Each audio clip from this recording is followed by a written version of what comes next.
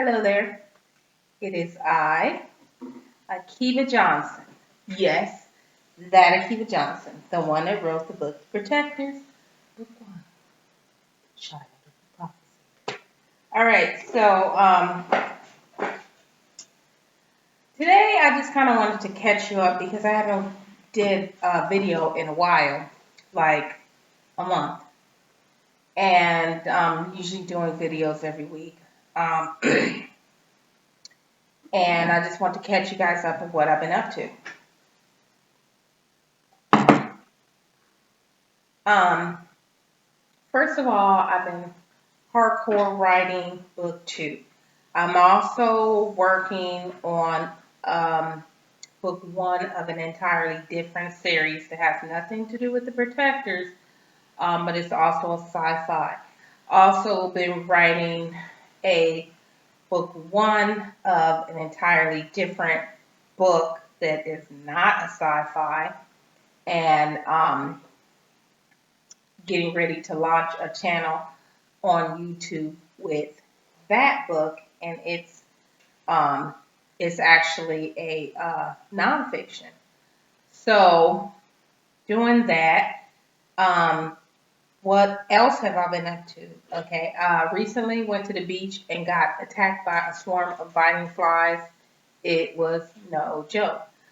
What I didn't realize is that, like, I don't know if I'm allergic or if that's just what happened, but I ended up with these giant bruises all over my legs where I had got bitten by these flies. And they were like big, welty, purple bruises that really just went away because they lasted like over a week, which was like, eh. So I didn't enjoy that off day. Um, and then the other thing, Ant-Man came out. I loved Ant-Man. It was so awesome to me. I missed the first couple of minutes because some silly reason, me and the friend that I went with, Dorothy, we went in the wrong theater. And so we wound up watching like the first 5 minutes of Mission Impossible going, Tom Cruise is in Ant-Man? I was like, maybe the people on Ant-Man are watching Mission Impossible. I was like, dude. So it actually took me a minute before I was like, this is not Ant-Man. Oh, yeah. So at least I know how Mission Impossible started, even if I still don't know how Ant-Man started. But we did go see Ant-Man, and that was super fun. The other thing that was super awesome to find out, I'm always saying in my videos, whenever I introduce my froggy friend, Ribbit, I always say me and Ribbit been best friends since my days in Underoos. And I realized that depending on what year you were born, what decade, you might not know what Underoos are. Okay, so when I was a little kid growing up, and I should say I'm in my 40s, when I was a little kid growing up, our underoos were the underwear that matched the tank top, and most of the time they were superheroes. Like, for example, you had a Wonder Woman underoos set where the tank top was painted to look like Wonder Woman's top half of her little superhero outfit, and then the underoos bottoms was like her bottom half of her little superhero outfit. So when you put on your underoos, you ran around the house in your underwear, basically, in tank top, being Wonder Woman, which is pretty awesome because if you have other siblings in the house, they put on their underoos and they be whatever who they are, like Batman and Spider-Man. I had Wonder Woman, and that was it because I was the only female superhero back then. So that's really all I had was Wonder Woman. But my brothers had like Batman, Spider Man, and whatnot. So I always relate my young days um, of running around the house in underoos. I remember like jumping down the um flight of steps. It wasn't like, thank God I wasn't like stupid enough to go all the way from the second story all the way down, but because you got the curve and the landing, so I only jumped from like the landing to the bottom floor. But I remember getting halfway down and going, oh my God, this is high. I killed myself in my underoos as Wonder Woman because I was in my invisible jet and I didn't need no stairs. So I recently found out they make adult underoos too. Yes, I'm wearing Wonder Woman now. I'm not gonna show you, but they make underoos for adults now too. This has nothing to do with protectors, but I think it's super awesome to like still put on that superhero outfit or cape or whatever it is, and hey, now wintertime is coming, and you guys know I'm a fan of onesies or the footed pajamas. Well, for adults, now they have some Star Wars ones. So they target where it looks like you're a storm trooper. Yes, yes, yes. And they got a Chewbacca one. Um, and but I was talking to somebody and they was like, the Chewbacca one just make me look like a bear with a belt on. So I was thinking, so what if you look like a bear with a belt on? But they have Chewbacca and they have the Stormtroopers, and I don't know if they have any more of the different Star Wars characters. But when I went to Target and purchased my underoos, I got Marvel comic where it just had all the Avengers on it and the matching chonies or underwear, um, and the Wonder Woman with the matching chonies underwear. Uh, so if you got your little Wonder Woman chonies and you like, um, hey, I feel strong and powerful and where's my dang invisible jet? How come I'm driving a Chevy?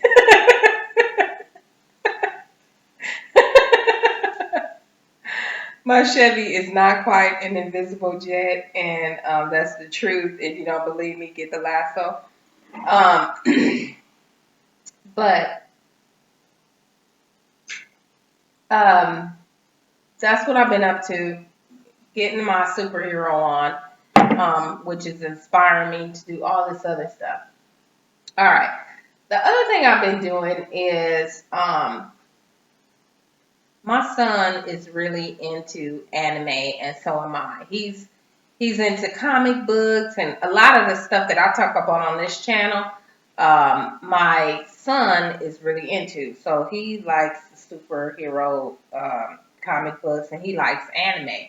So a lot of times when I talk to him, I'm all like, he'll be recommending me some anime. Um, so he was telling me about Full Metal Alchemist.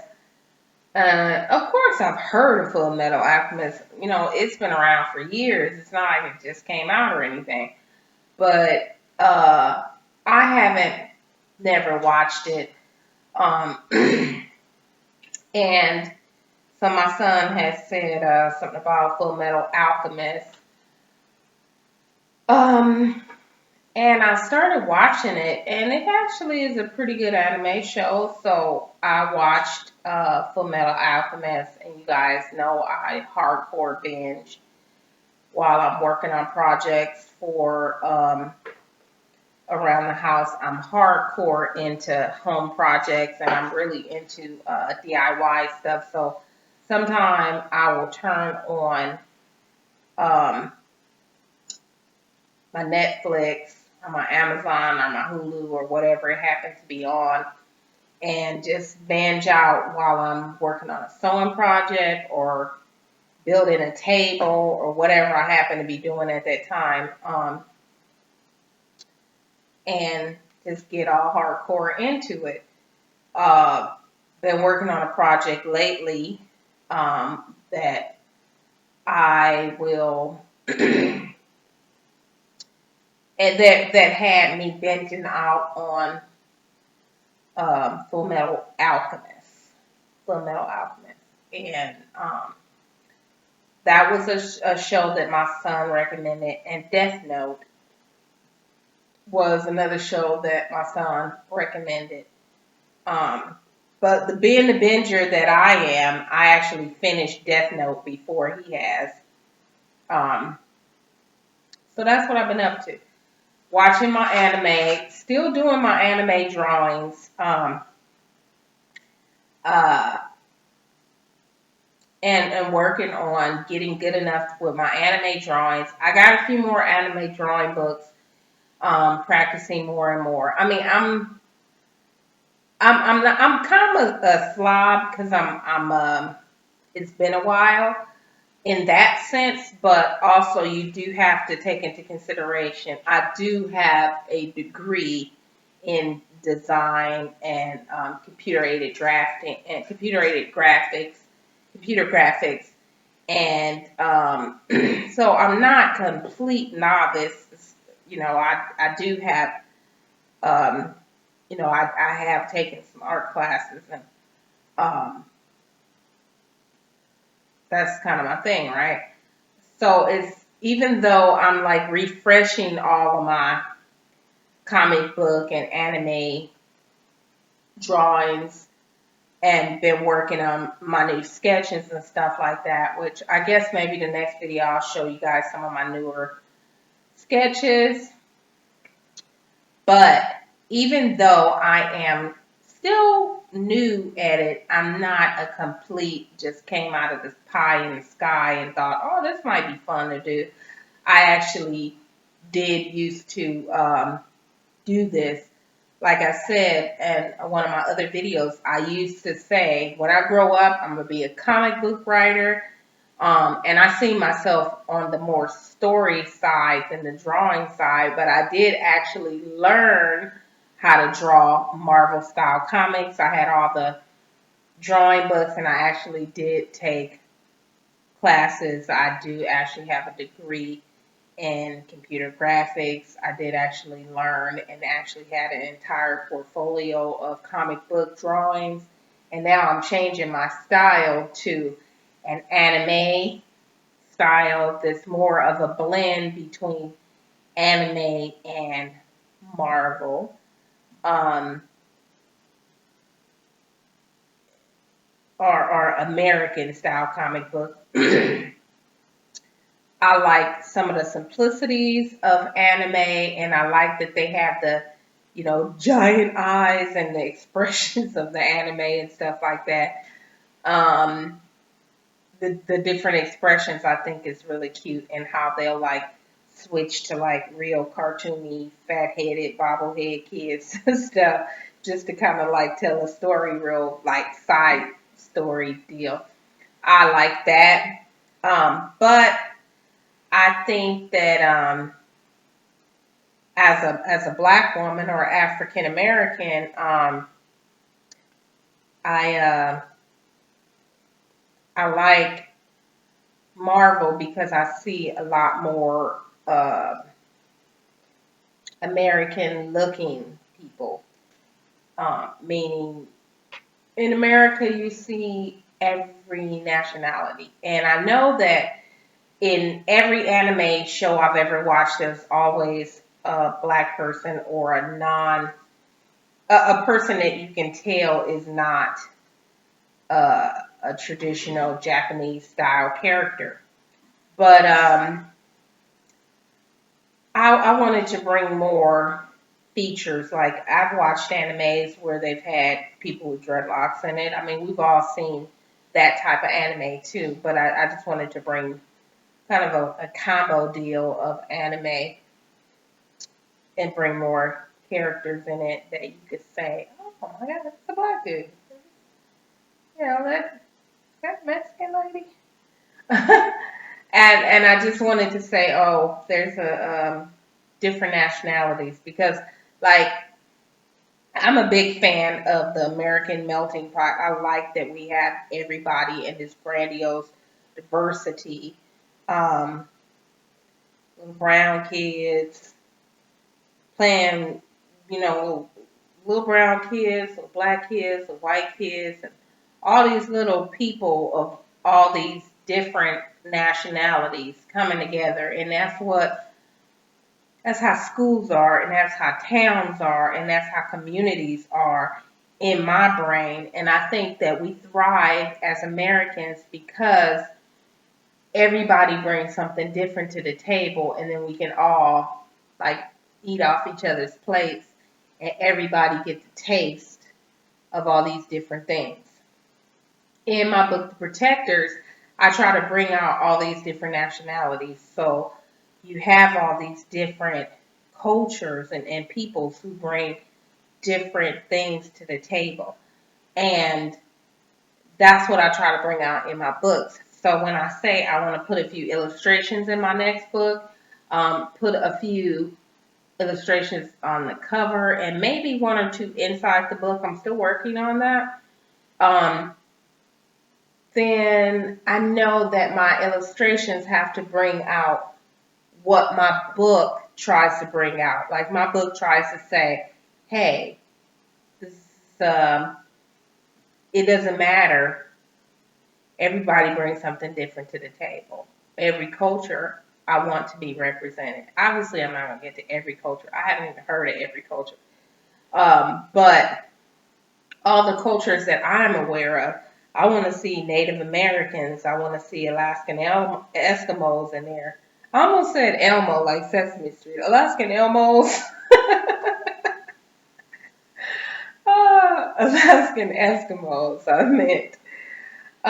Native Americans, people from India, you know, Native Americans with their different tribes representative. I don't want to just put like the token American Indian in there.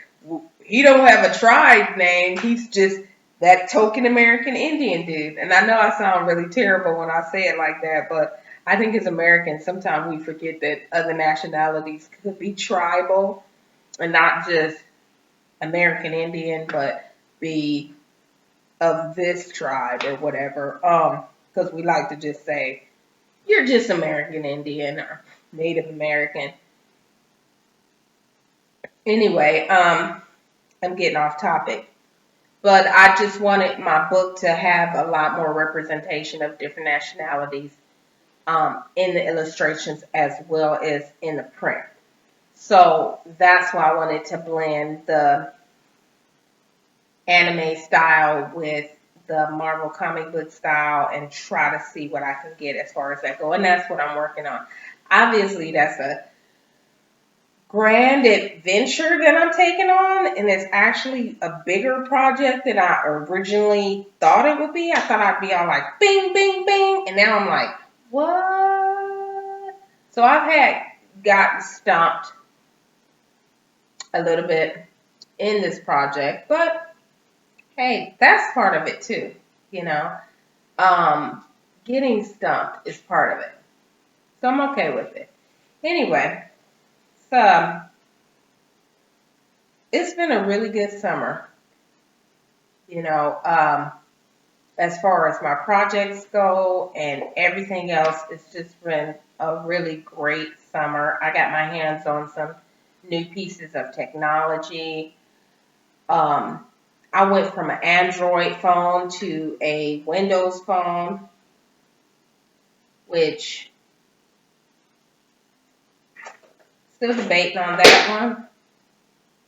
I got so used to Android that the Windows just doesn't think like Android that I'm like, okay, so I'm still deciding on that, but I like new technology, just like I like to be doing all this learning the new technologies and such. I'm a sci-fi writer. I grew up when Star Wars and Star Trek and the stuff that they were doing on that show was like, that'll never happen. The Communicator, we were like, whoa. And now, like, we got these smartphones that are like, I'm driving down the street and I just tell my car, call so and so. And it's like, okay. I mean, don't say it like that, but if I want to find out if a restaurant exists, like as a vegan, I can say, is there any vegan restaurants in town? And my phone will be like, let me check for you. The other thing is you get to program your phone to talk to you in a certain kind of way. Like I want to be addressed as, is anybody listening? My phone, when it talks to me, it says, Master Protector Akiba Johnson.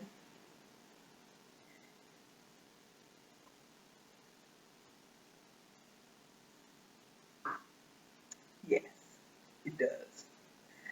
So, I mean, I think that's groovy. My phone says, every time I tell it something, so you can tell your phone to refer to you as Master Protector Akiba Johnson, which is like to me awesome.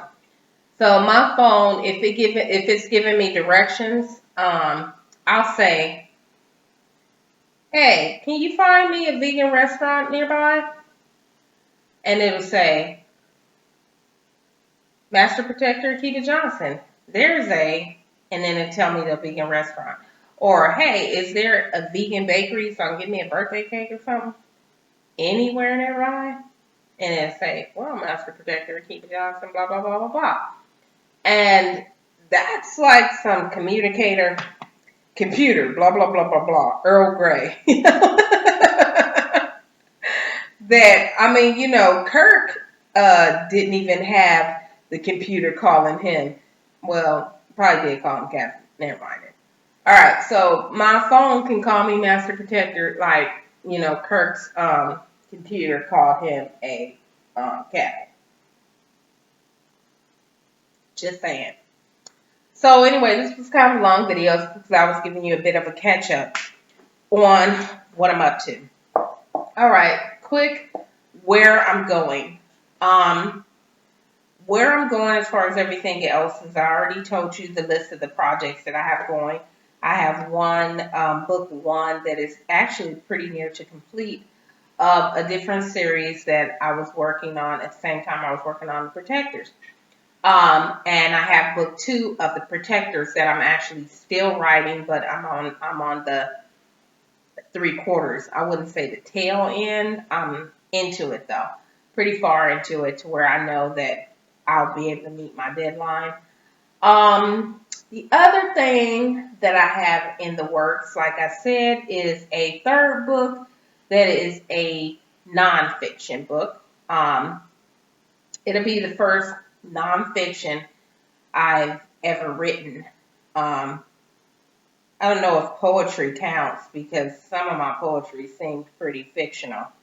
Um, because a lot of my poetry was like Space Odyssey style. Um, so that's a new venture for me. Then I have my channels on YouTube. Uh,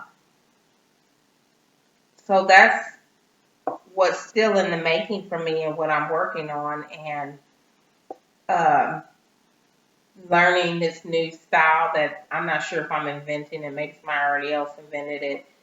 If they did, I couldn't find a book to copy. So I'm inventing it my own kind of way, and coming up with the style to try to make my particular characters that I'm going for stand out. So that's what's going on in my life. Thank you for watching this super ultra long video. Oh yeah, I got something that's relatively new. My ringtone is the Cantina. I just got a new ringtone. It's the Cantina from Star Wars. Yeah. Yeah, okay, that one, right? Most likely. Cheers. Um, uh, so, yeah, it takes me all the way back to Tatooine.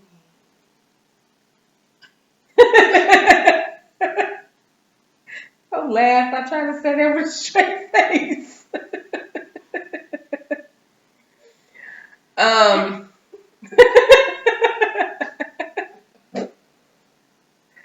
good help is hard to find, man. One of these days I'm gonna have to pay my helpers, and then maybe I won't have this background stuff going on. So unprofessional. All right. So thank you for listening to what's been going on in my life. I'm Akiba Johnson, the writer of the book Protectors. Um, like me on Facebook, follow me on Twitter, and subscribe to me on YouTube. Thank you very much.